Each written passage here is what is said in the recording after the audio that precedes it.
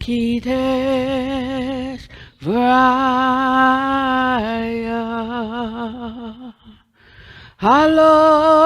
Valo Kitesh Vraya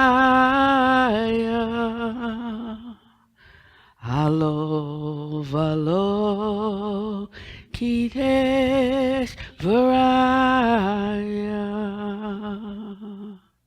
And as you allow the vibration to open your heart, just sing it in your own way. It doesn't have to be in pitch, in melody, in time. Just the way that it's flowing out of your own heart as you fold in for just a minute. Hello, valo, kitesh, varaya.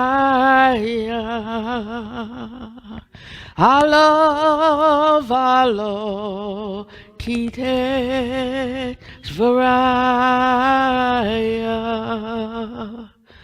Hello, valo, Kitesh Varaya. Hello, valo, Kitesh Varaya.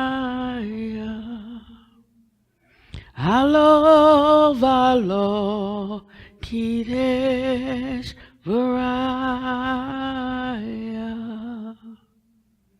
Hello, valo, Kitesh Varaya. One last time. Hello, valo, Kitesh Varaya.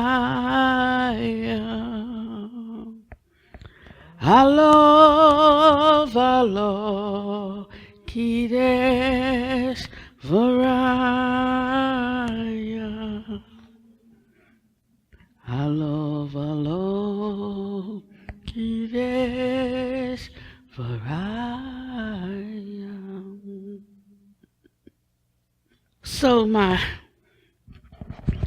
talk today is going to be pretty quick.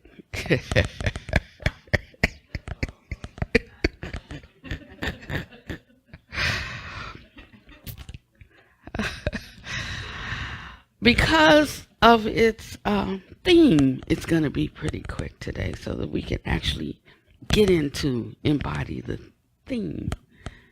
And that is meditation is simply the death of the ego. And we can come up with all kinds of definitions about what meditation is, but they're more like rationales, and rationale is not really the thing or the direct experience of anything. It's the explanation of controlling principles of phenomena or of your opinion of what is going on. I mean, that's our rationale. Our rationale for doing things is based on something, mostly our opinions. And then we roll these into fashion other terms like, our hypothesis, our theory of something, and then we put that under the banner of science. That becomes our science until some other rationale, some other way of, some other conclusion comes about, and then our science changes.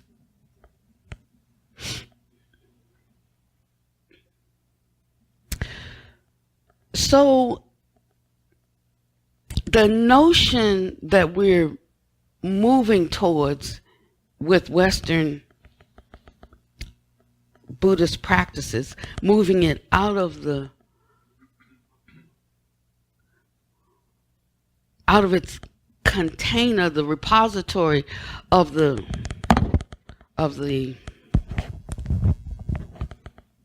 direct experience of the mystics and the sages, and putting it into the science camp begins to change the fundamental essence of the practices and the fruit that they produce.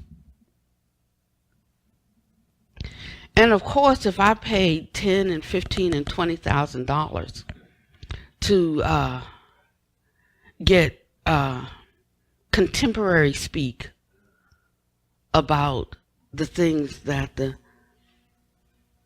sages gave to us for free, then I, of course, would have to have my own jargon so that I can charge you what I want to charge you to have a good life, to help pay off the expenses I incurred to buy the contemporary speak.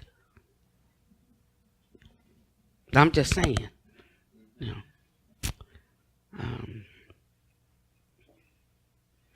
And then, of course, you know, because I think that is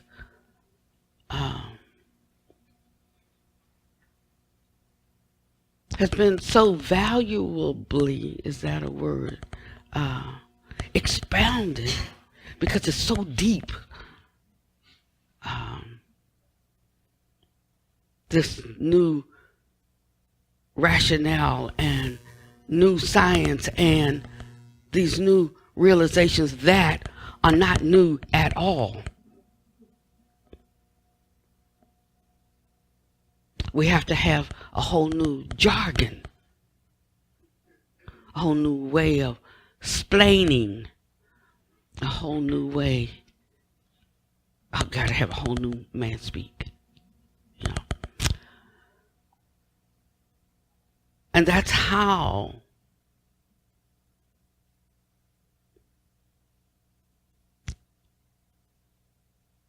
we get turned around. And what started off really good with just a slight vector can cause us to utterly lose our way at the end. So Pannavati and I were having a conversation this morning. I said, you know, we're about to get pretty unpopular. So we better have to make sure the timing is right. My timing's been off all my life, you know. Just like when you're like poised right there to take off, you get like this reality check that goes against the tide, and you go that way. But that's the story of my life. But that's okay, because I truly believe that our actions are our only true home, no matter what it costs. And I'm going to tell you, it does cost.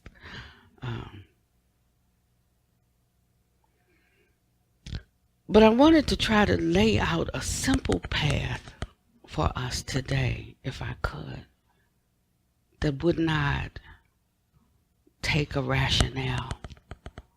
It won't take a PhD. It won't take 20 years of psychotherapy. It won't take $200 a session. It won't take thinking we don't know and that we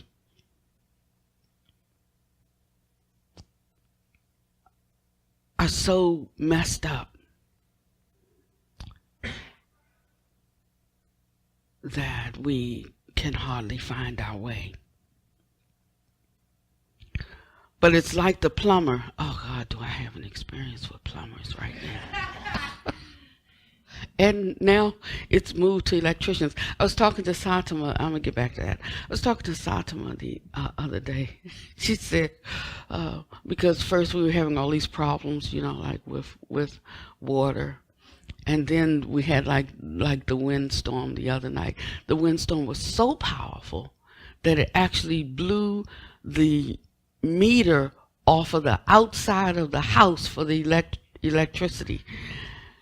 And so, of course, you know, I was worried, or a bit concerned, a lot concerned, because our heat runs off electric, which means, you know, we have the pipes wrapped to keep them from freezing, but it takes electricity, you know, and we had just made it through the water crisis, and then here the wind comes. So Solomon said, we need to appease the gods. She said, first it was the water god, now the wind god. I said, well, we better hurry up before the fire god comes up on the scene. Yeah. But, you know, it's like that. We're so used to struggling. And it's really sad. So I'm asking you today to look at your own life. You know, in times of joy, you feel naturally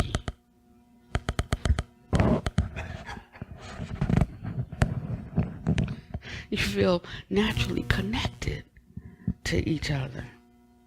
You know, we have bought a lavalier mic, and I think I should use it because I move my head around too much. So hereafter, if we could have the lavalier, that'll probably be less distracting for me.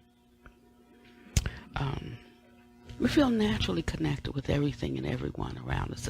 This kind of happiness makes us all right with the world, all right with our outside life, because we see it through the momentary contentment.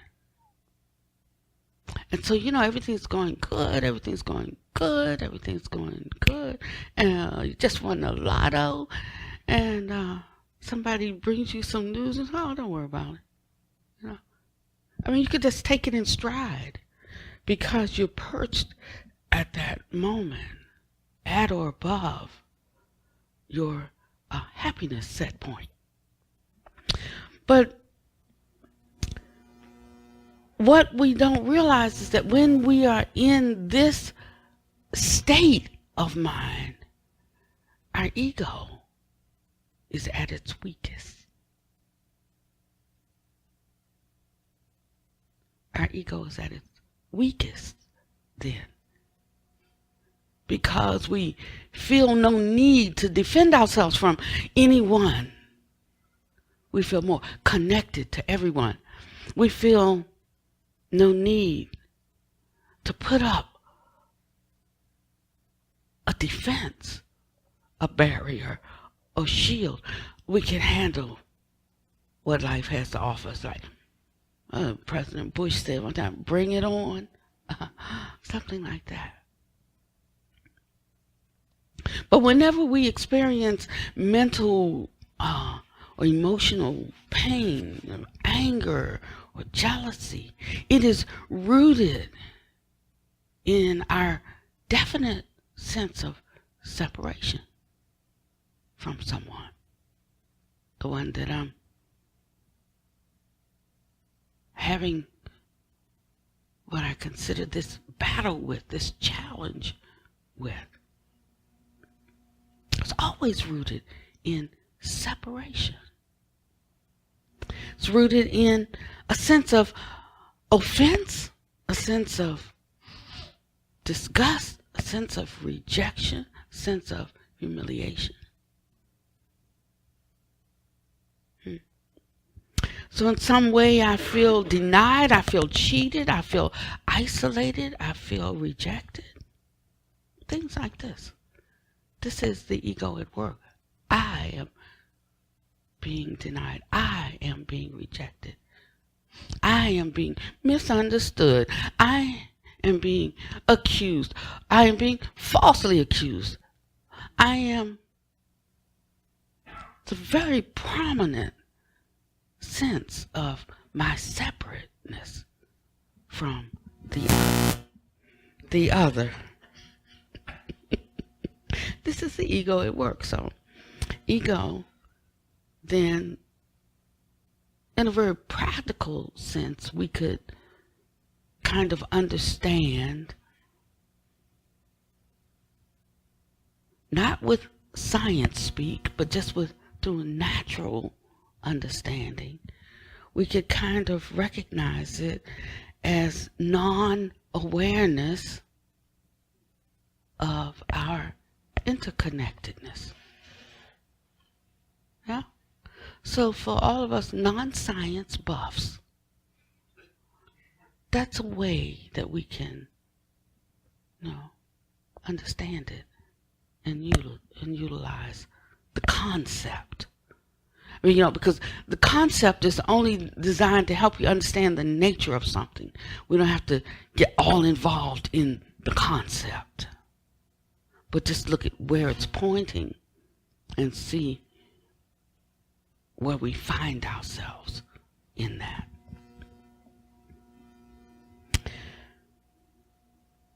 So when we are so self-conscious in this way, in this non-awareness of our interconnectedness, okay, then one could say that we're not yet living. We're not fully living. We're not living the life. There is something missing, something that has definitely, in that non-awareness, there's something that's definitely eroded or subdued or suppressed or obscured the quality of life.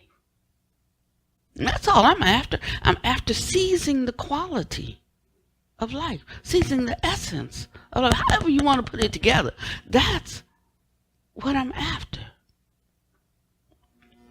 Seizing the essence and the quality of life. So self-consciousness, it's a barrier. It's a barrier to our intrinsic beauty and our grace. As a species, we're known as the Homo sapien sapien.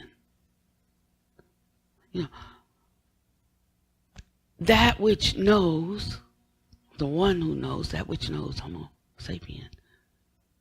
Sapien, that it knows. So that which knows that it knows. So by our own definition of who we are, we who know that we know should be able to know something. We have the capacity to know what we know in every moment. Are you with me?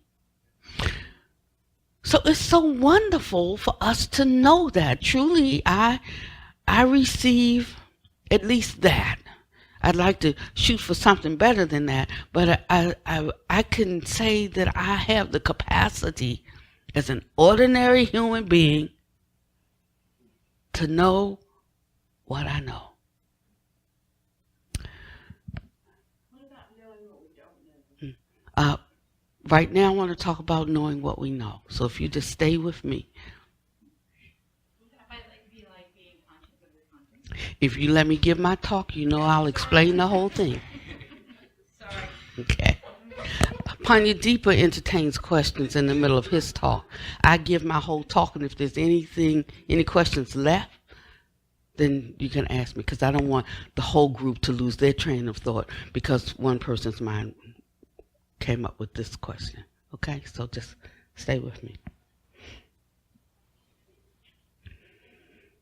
So when I look out, I see your beauty and I see your grace. Now, the question is, can you see your beauty and your grace? The time to ask that question is when something else is arising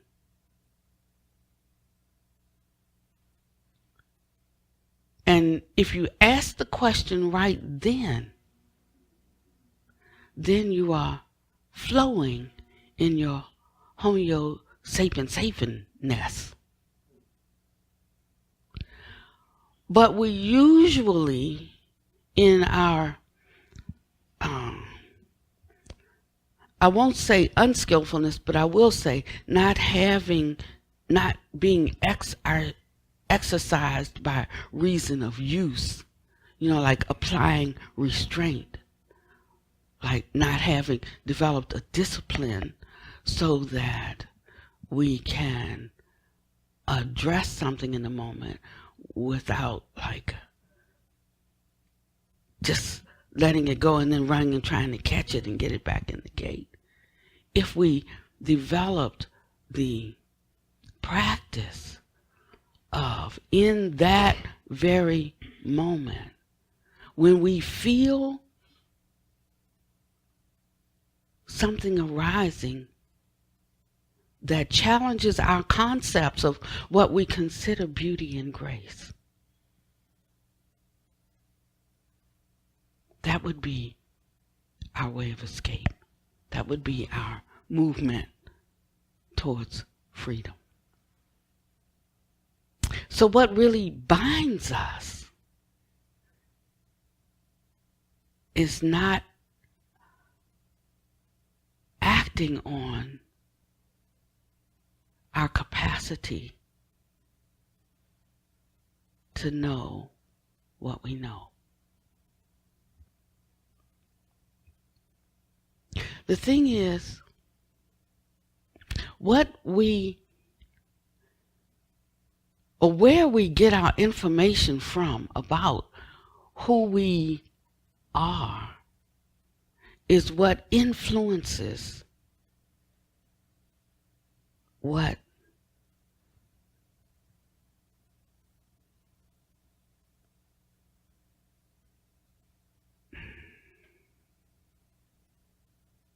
influences the conclusion that we come to about ourselves in the moment. And in the world of psychotherapy, they talk about something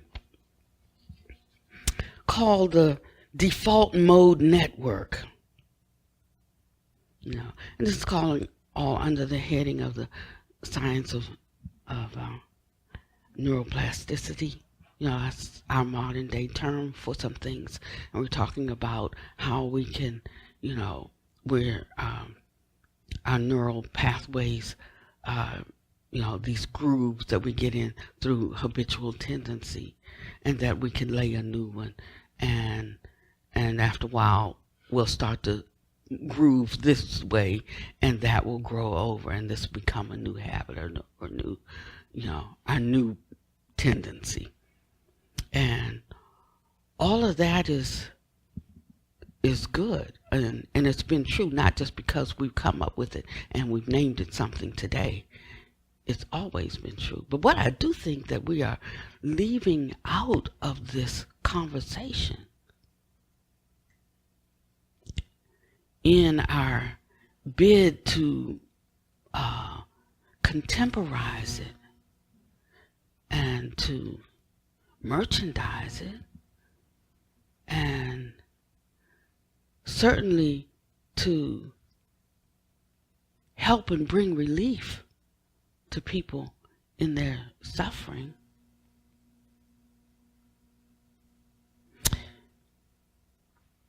there's been something left out of it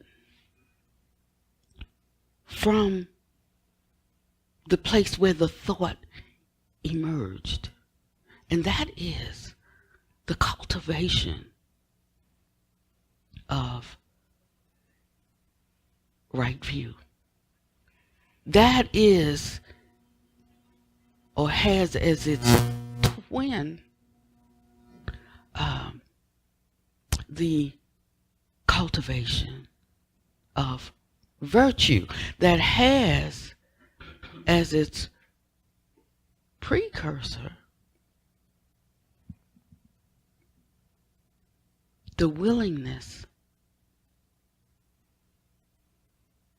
to do that which you would want done to or for you. And if we leave that out, we have changed the whole thing. And it will have some value but it will never reach its zenith, and we will never truly be able to seize the essence of our life. We will live, we'll have some gain in this world, and we will die. And some of us want more than that.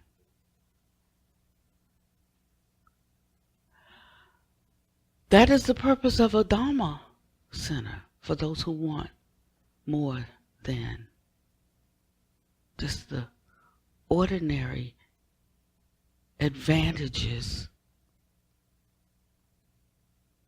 of knowing what we know for our personal gain.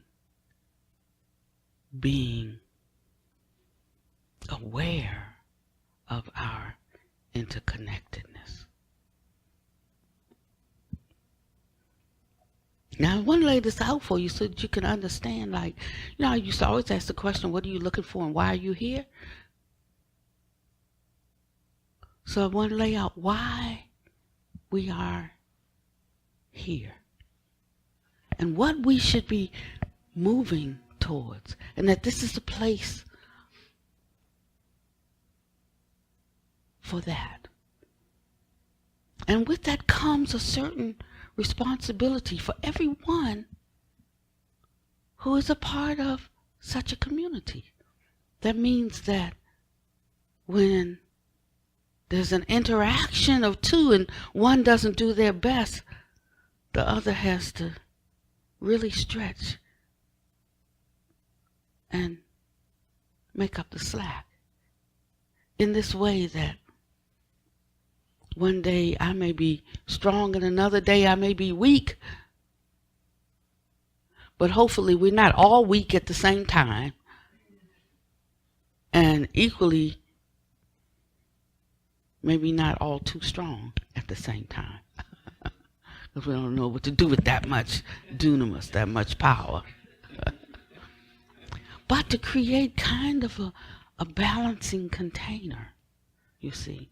Now, this is all right to talk about when nothing's going on, but when something is going on, no, this is not a comfortable conversation, you know, because real time is often more strikingly personal than when we're just like blah blah having a conversation around principles and so forth.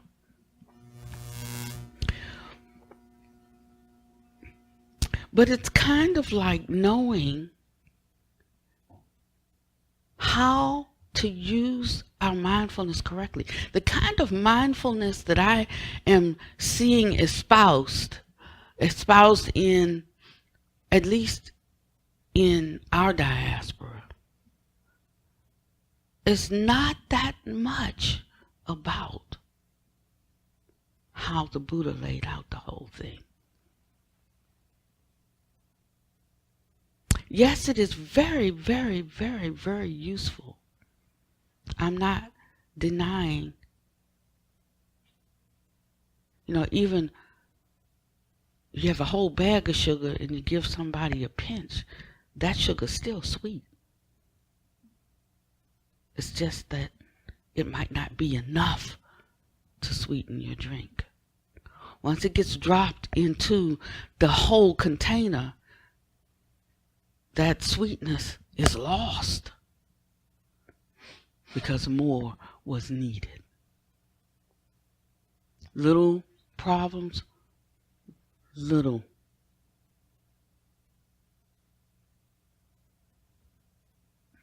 Big problems need a lot more. And we can just look at the direction of people's hearts. Skip mind even, just looking at the direction of people's hearts, and we know there's a lot more sweetening needed.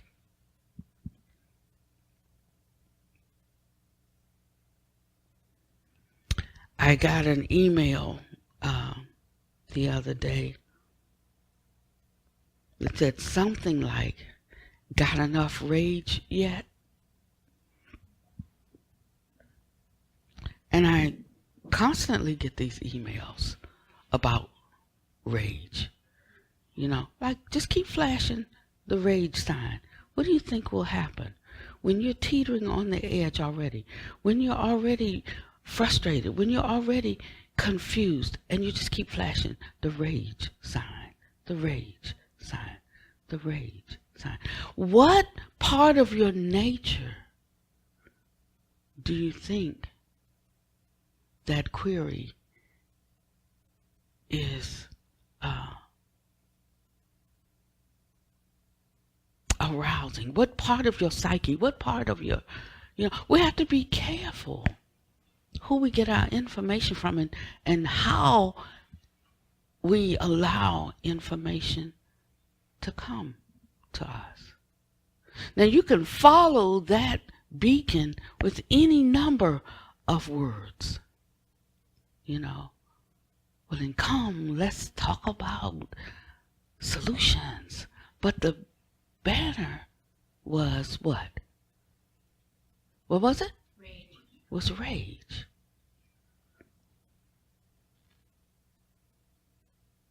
So the Buddha cautions us about using wise speech. He tells us to be careful in how we carry out even the best of intentions to make sure that we're doing it in the most interconnected way for the greatest benefit. And he used to rebuke his disciples all the time. He said, when did you ever hear me say such and such and such and such? In other words, he was saying, like, if you're going to talk about it that way, keep my name out of it.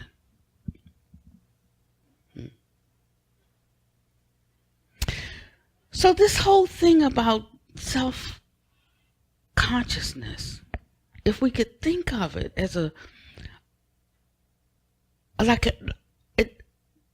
hinders our innate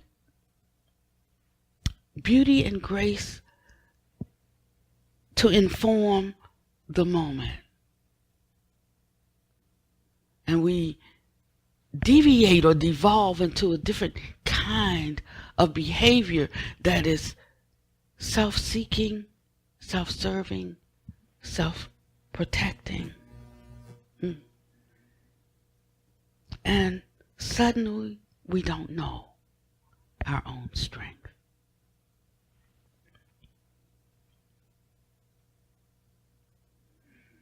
The moment that you feel even self-conscious, like people who are extremely shy, for instance, actually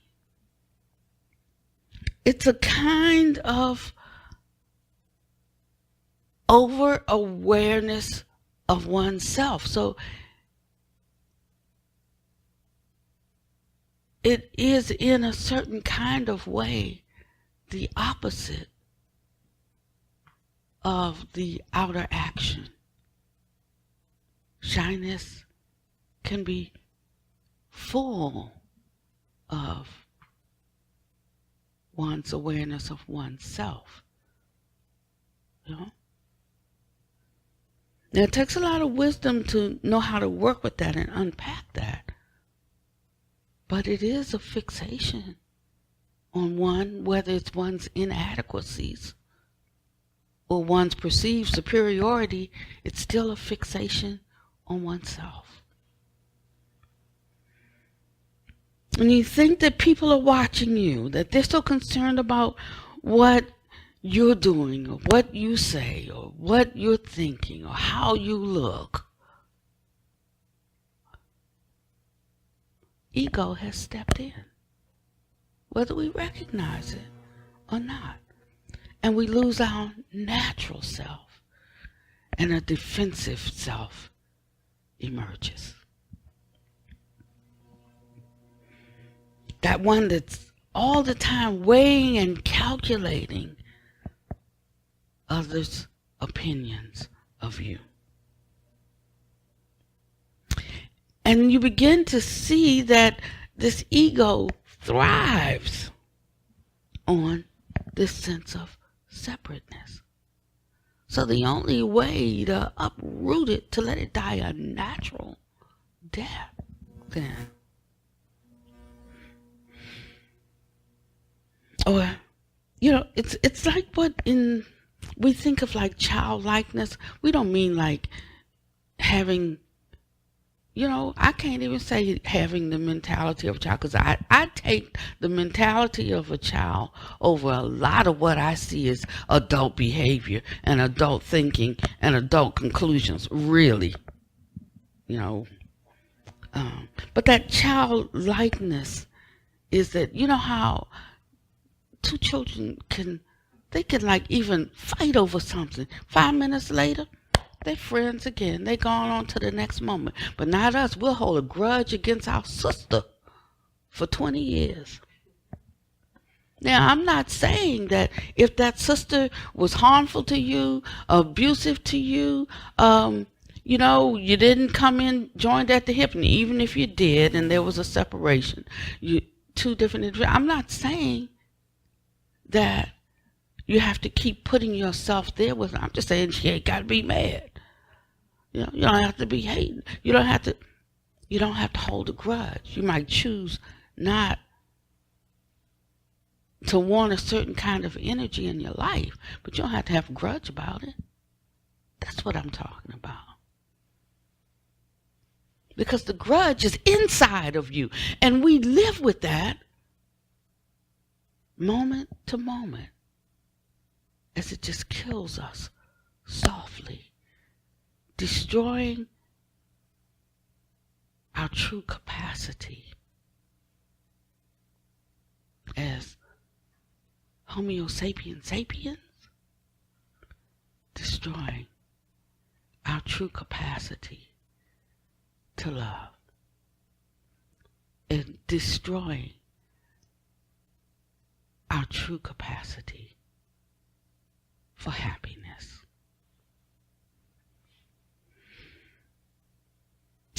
In meditation, there is no place for separateness. Separateness in the sense of there is no need for struggle, because I'm just folding in to myself. I'm deciding for a space of time to not fight. It starts with relaxing or abandoning our thoughts about everything. In the psychological world, they talk about the underperformance continuum, a process of sort of like daydreaming, where we're living in the past, reviewing stories, continually refining or concretizing an opinion about them. Or we're living in the future with our suppositions and our ideas of what somebody might be thinking about. Or, like we'll even play out a scenario. Tomorrow when I see him, I'm going to say, da, da, da, da, da. Or when I say, I know he's thinking this, so I'm going to, I'm going to act this way. So we're in the past or we're in the future. And that leads to a stress, because there's a destabilization, a deharmonizing, a not being in the present moment. And continually doing this leads us to an addiction. Addiction is not always around things like drinking and eating and stuff like that. But, we are addicted through habitual tendency around the ways that we think and hold and contain our views and fabricate stories, and then the mind doesn't know whether it's real or not. It just filters in and stores what you put in there and program and regurgitates it back up when you go through the search. Just like your computer at home. And there's a part of the brain, they say, that regulates our responses, and it's called the posterior cingulate, and it's in the back of the frontal lobe. I mean, like if you need to know all of these things, you know. But the studies show that the posterior cingulate deactivates during meditation. So this deactivation breaks both the underperformance continuum, and it activates the principle of neuroplasticity, and it cuts or intrudes upon the default mode network. Now, this is all of our new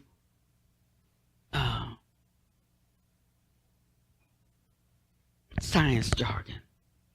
But the mystics say it so simply that it might be easier for us to get it without all of those things.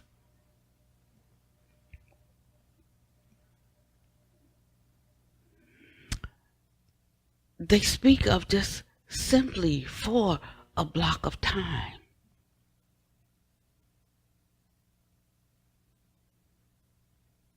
Being willing to, that's the first thing, willingness, suspend our conclusions about everything for just a few moments, to allow the critical thinking mind that has formed its basis on snippets of information and recall and feelings, the data that we have gathered through our six senses. It includes the mind as a faculty, a sense gate, and asks us to unplug and allow this mentality, materiality to reset. When the meter was blown off the house the other night, they came and they put it on, and voila, all the light was there. And I thanked them profusely, and I checked everything, and I left. 2 hours later, I was getting the call. Pannavati, everything's out again. So I called Duke, and Duke said, well, did you check the breakers after he remounted everything to the house? I said, yeah, before we left, everything was back on. I said, as soon as he hooked the box on, because everything was on when it went out, when the power cut, everything was already on. When he hooked it back up, everything was back on. He said, that's all I had to do. So he says, okay, we'll send them back out. He said, sometimes it tries to play catch up. And it'll overtax the circuitry, and it'll throw the breaker again, because it has been out for a while now. That's the first that I heard electricity trying to play catch up. I'm like, okay, whatever. But would you just send him out again for me anyway? No. So he comes out again. And he says, Pannavati, how long did it stay on? I said, for 2 hours. He said, okay, so maybe he gave me the same line. Maybe it was overtaxed because it was trying to catch up. I said, explain to me how electricity catches up and pulls more power, needs more power to catch up than just whatever's plugged in. I said, I know I'm dumb. Explain that to me, because I don't quite get it. He said, "Oh well, that's all right. That's all right. But anyway, I'll just check and I'll throw the switch." And he did. 2 hours later, I'm getting another phone call. Poor Ruth, she said, "You know what? I'm so tired of walking back and forth across this courtyard." Said, "As soon as I get over here and get set up in the room, electricity's back on. I move back to my room in an hour, electricity's off. Before I could even finish moving everything, electricity's off again." I said, "Go in a room that's warm on the other side and just stay there, because we'll have to wait until next week and really see." Because I'm thinking maybe we have a faulty breaker. I can't suddenly buy the notion that it has to play catch up to make up the time for when it's off. It doesn't make sense to me. So I'll investigate it on Monday. And that's what the practice will help you do. It'll help you to sidestep this ability to unplug, even in the midst of something when it's beyond your capacity to address it. It allows you then to be okay with that.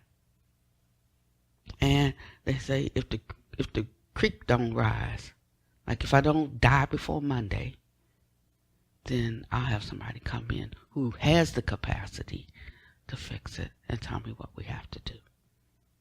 That's how we learn to live from day to day.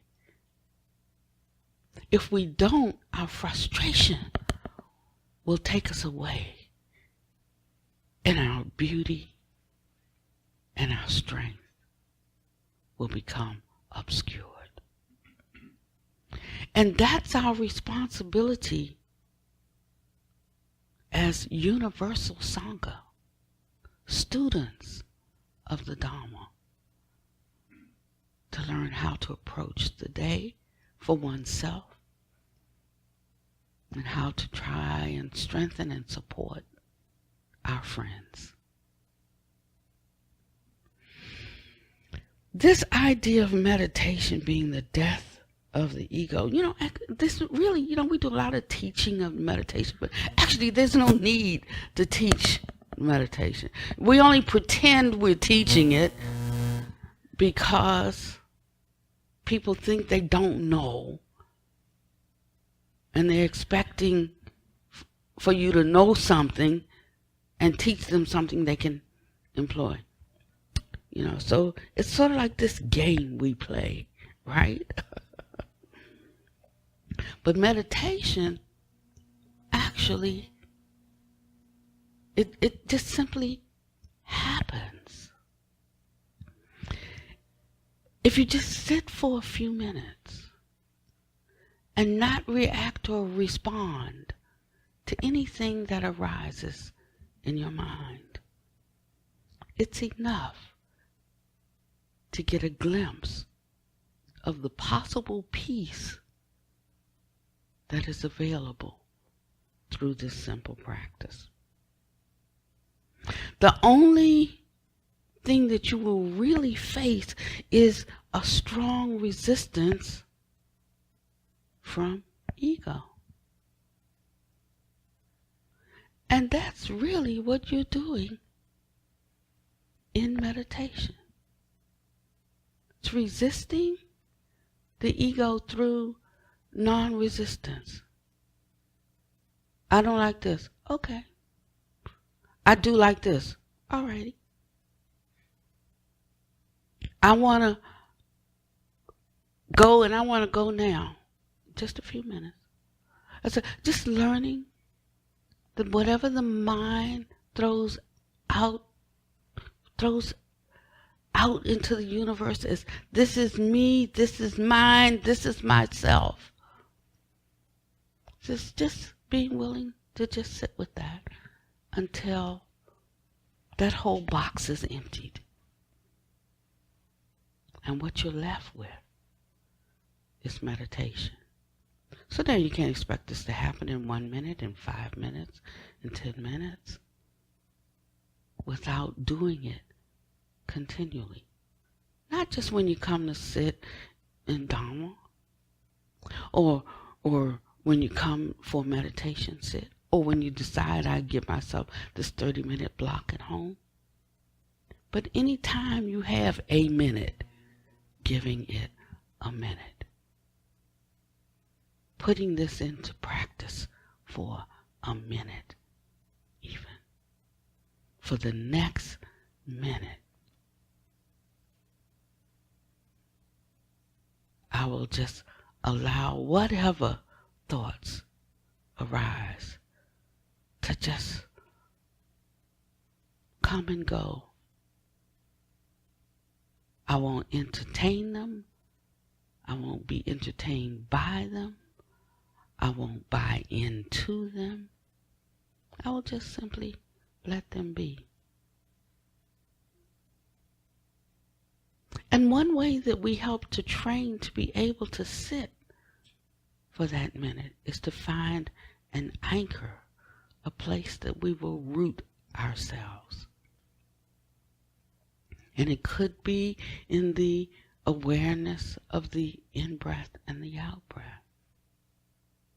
So the in-breath and the out-breath, when you think of the object of meditation, you don't think of it as this concrete thing, but you think of it more of as an anchor, something that holds you steady. You know, if you think of an anchor for a boat, you know, and you throw it in the water to keep the boat in a certain vicinity. Although the anchor does that, the focus is not the anchor. You know, the object of it is not about, I got an anchor. It is to keep the boat from drifting off. Right? So we don't have to get all into the anchor as something. We just allow it to be the anchor that keeps us from drifting off, that keeps us stationary, that keeps us rooted, that keeps us still. And we learn stillness in this way.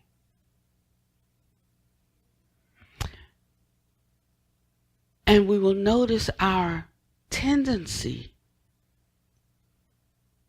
to go off into uncontrollable urges reduces significantly. And that sense of beauty and grace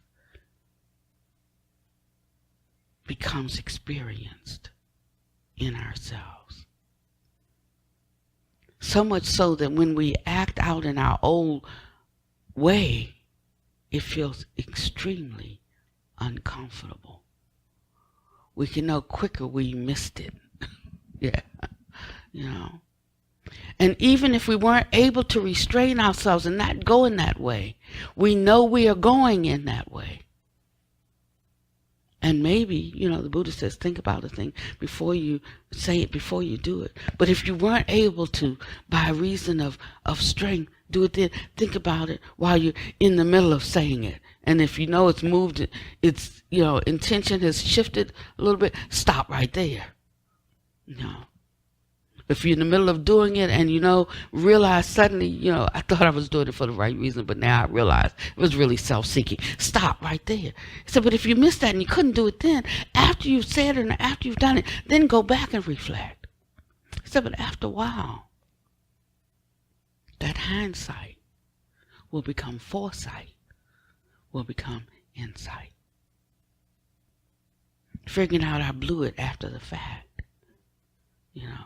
After a while, we will be right there and we'll be able to restrain ourselves in the moment when it arises.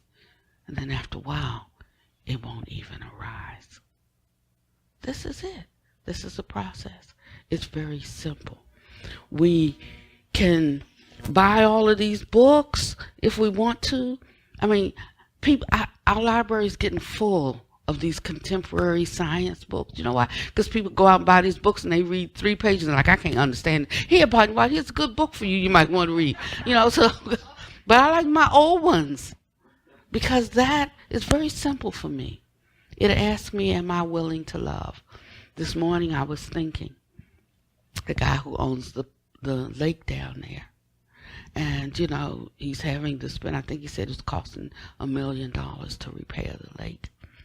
And it's been in process since like about 2 months after we bought this property. I'm telling you, it was a beautiful lake when we bought the property. It's been a mud hole ever since. We had to take that little part out, but there it is. And we optioned all of this land around our compound, partly because we want to be able to have a buffer, I don't want an old hippie to buy this lot right here across the street and he wants to have a party every weekend, So some of it is just, like good business sense, and what will protect the harmony and the simplicity and the quietude of the compound. But he really wanted to sell it, and he didn't want to option it. He wanted to sell it. And he gave me a 6-month option. In 6 months, we couldn't yet afford to buy it. So he gave me a 3-month extension. 9 months, we can't afford to buy it. So now he doesn't want to extend. He's had a realtor come and put the signs up. And so I was thinking about it because they put the signs up a couple of weeks ago, but I didn't notice because I thought that was our parking sign. And when I got on the other side of it, it was a for sale sign. He had replaced our parking sign with a for sale sign. So I said, okay, so he really is trying to sell it now. So right away the thought came to me, okay, I hope nobody wants to buy it until we have the time and the money to be able to buy it. And as soon as I said that to myself, that feeling arose. Is that what you would want for yourself if it was your property and you wanted to sell it? And I said, no, it isn't, I would hope for me, may a buyer come along quickly, And I had to retract that thought and change my view about there being any hindrance for a buyer for his property. Now, for myself, it would be wonderful if sometime in the future we get the money to buy it and it's still there. That would be great for me. But you see, the seed of wishing him loss for my gain is what is fundamentally wrong and unvirtuous. This is where the rubber meets the road in our practice. If we're not doing this, if we're not examining right there, we are not practicing. So we have to know what is the right way to view things. And then we have to step into it. We don't always win. That's not what's promised. It gives us no golden ticket to go to the front of the line, no special pass to get in the gate or in the door. It's just simply doing what is right, whether it causes us to lose or whether we gain. It's knowing that we have treated another exactly how we would want to be treated. I'm not always right. When I'm not right, when I've messed up, I would hope somebody remembers the times when I have been right and recognize I try to be right. And that I'm not perfect and I might make a mistake. So when you make a mistake, I have to be thinking in that same way. And that's how we cover things over with dirt. And that's how we start over afresh every time we come together. This is what mindfulness is about, really.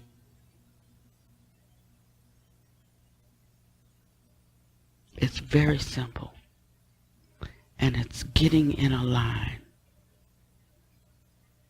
You could say with the golden rule, just treating people like you want to be treated. Understanding when somebody has a bad day, because you have them from time to time too. It's being right or correct and know that you are. But because the other person can't hear it right now, not feeling like you need to say it anyway. Saving it for another time. Maybe not saying it at all. Realizing that sometimes somebody doesn't have to tell you something. It'll dawn on you. Just give me a minute, and I can figure it out for myself because I'm working on that.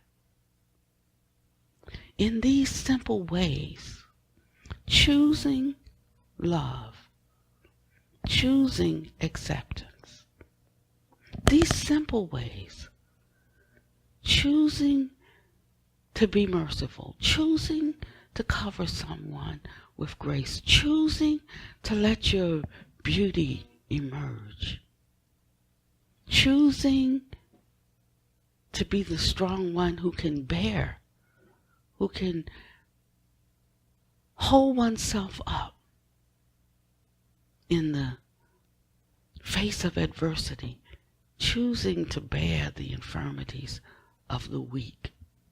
This is what our practice is about off the pillow. And then when we sit on the pillow, it's about surrendering, relaxing all of our notions about everything that have been formed and concretized through some momentary awareness or view, allowing that to deconstruct so that we can just see what things are afresh, anew, in the moment. And it says, and when we do this, we'll find ourselves no longer struggling against the darkness in our own hearts and our own minds. Because every now and then we give the brightness its moment to shine. So if we could just spend these last 5 minutes. We've heard these words like default mode network and science of neuroplasticity and underperformance continuum process and the posterior singular deactivation and all of that. But the mystics use other words like tenderly, like a mother would hold her child. They use words like easily arousing beauty and kindness. They use words like radiant heart opening. They use words like graceful, gracefully. They use words like peace, the peace that passes all understanding. They use words like happily. May one dwell happily. So I'm going to use those words because they came to me as I was putting this talk together.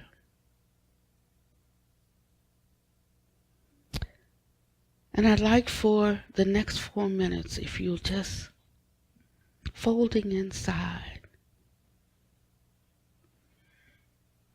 closing our eyes, focusing inward, using the breath just simply as an anchor. You don't have to dive into the water and really watch the anchor. Just feel the results of the anchor.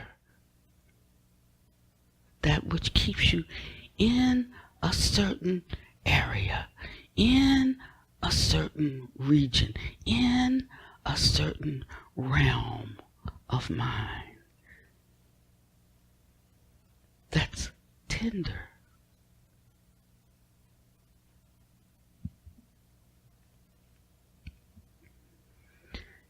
And these words came to me. It said, tenderly, oh tenderly, I fold into stillness and silence awakens inside of me. Something like that. Easily, so easily. Beauty and kindness, resilience and mirth come alive. Radiantly, radiantly. Yes, radiantly. My heart opens wide. Scales fall from my eyes. And now I see that freedom can only be found inside of me. Those words came to me. Gracefully, oh gracefully, compassion arises for friend and for foe deep inside of me. Peacefully, so peacefully, resistance and craving and fear deep inside waft away. Happily, yes, happily, a lightness of mind and delight of the heart comes spontaneously. That kind of freedom can only be found deep inside of me.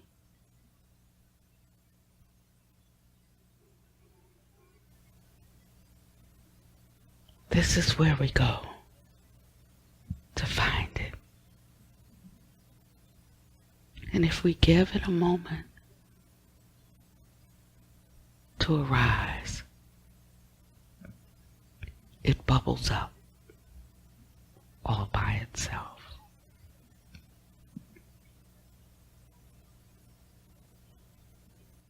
The more we experience tenderness, the more we see beauty and know kindness,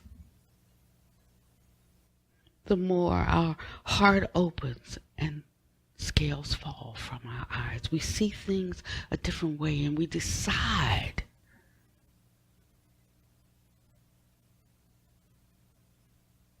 that we don't want to hurt others. We don't want to do things that we've done in the past. And then we change. Gracefully. Compassion arises. I don't have to try to be compassionate. It just arises naturally. And a lightness of mind and a delight of the heart comes spontaneously.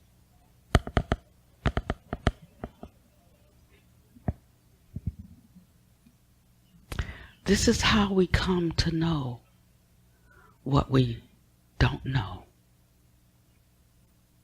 First, we have to know what we know and walk in that. And truth comes to us spontaneously according to the dictate of one's own heart. The Buddha said to know the Dharma is to know yourself. To know yourself, your real self, is to forget this false egoic self. And that puts you in resonance and harmony with everything. Then you'll come to know the 10,000 things.